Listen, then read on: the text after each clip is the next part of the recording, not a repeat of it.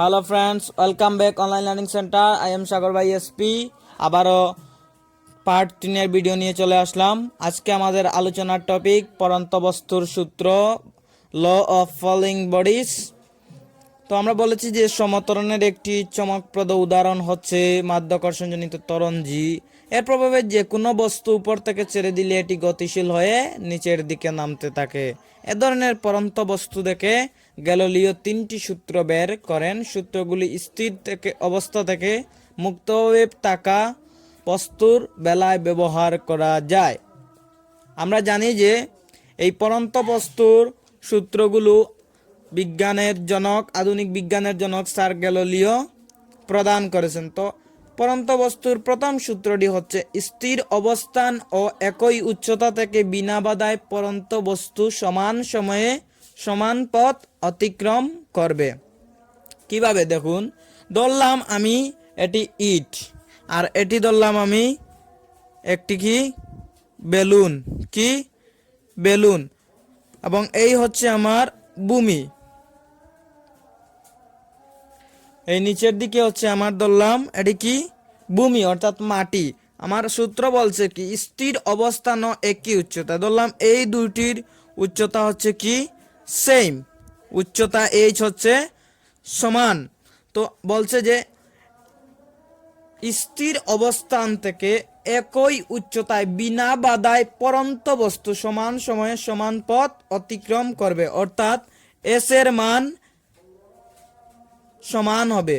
S equal to দূরত্ব, এটির কি সমান হবে এবং সমান সময়ে পড়বে। কিভাবে দেখুন, যখন একটি ইট এবং বেলুনকে যদি মনে করেন পৃথিবীর উপরে গিয়ে নিয়ে ফেলা হয়, যেখানে মাধ্যাকর্ষণজনিত প্রভাব নেই, ঠিক আছে, তাহলে ওই জায়গা থেকে দুটি বস্তু একসাথে ফেললে কোনোটাই পড়বে না।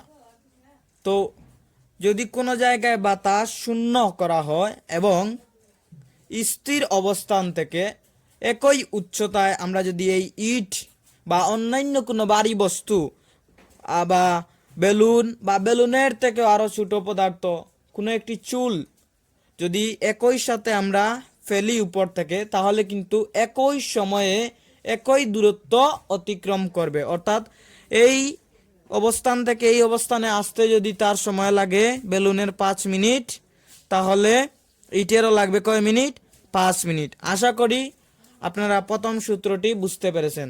তো দ্বিতীয় সূত্রটি হচ্ছে স্থির অবস্থান থেকে বিনা বাধায় পরন্ত বস্তুর নির্দিষ্ট সময়ে প্রাপ্ত বেগ ওই সময়ের সমানুপাতিক, অর্থাৎ বি অনুপাত টি। বি সমানুপাতিক টি। দেখুন, স্থির অবস্থান ধরলাম এই যে স্থির অবস্থান থেকে বিনা বাধায় পরন্ত বস্তু অর্থাৎ নিচের দিকে পড়তেছে, ঠিক আছে, নির্দিষ্ট সময়ে প্রাপ্ত বেগ অর্থাৎ আমি যে টির মান পাবো এবং বির মান এটি কি সমান হবে।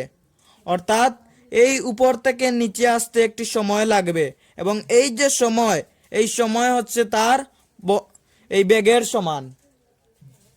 এই জন্য হচ্ছে বি সমানুপাতিক টি। এবং তৃতীয় সূত্রটি হচ্ছে স্থির অবস্থান থেকে বিনা বাধায় পরন্ত বস্তু নির্দিষ্ট সময়ে যে দূরত্ব অতিক্রম করবে তা ওই সময়ের বর্গের সমানুপাতিক। অর্থাৎ এই যে স্থির অবস্থান এবং এই যে নিচে ধরলাম ভূমি, এই উপর থেকে নিচে আসতে এখানে একটি দূরত্ব রয়েছে, এই দূরত্বটি হচ্ছে এইচ। এখন বলছে যে আমার যে এই দূরত্ব এইচ অতিক্রম করবে তা ওই সময়ের, আমরা আগে জেনেছি যে কি বর্গ বি সমানুপাতিক টি, ঠিক আছে। তো বলছে যে যে দূরত্ব অতিক্রম করবে তা ওই সময়ের বর্গের সমানুপাতিক, অর্থাৎ এইচ সমানুপাতিক টি স্কয়ার। অর্থাৎ সময়কে বর্গ করলে যে মান পাওয়া যাবে তা ওই দূরত্বের সমান হবে। এই সূত্রগুলি আপনারা মুখস্থ করে নেবেন, এগুলো পরীক্ষায় আসার অনেক চান্স রয়েছে। তো পার্ট 4 পাওয়ার জন্য আপনারা সবাই চ্যানেলটিকে সাবস্ক্রাইব করুন এবং আপনার বন্ধুদেরকে আমাদের ভিডিওটি শেয়ার করে দিন। ধন্যবাদ সবাইকে।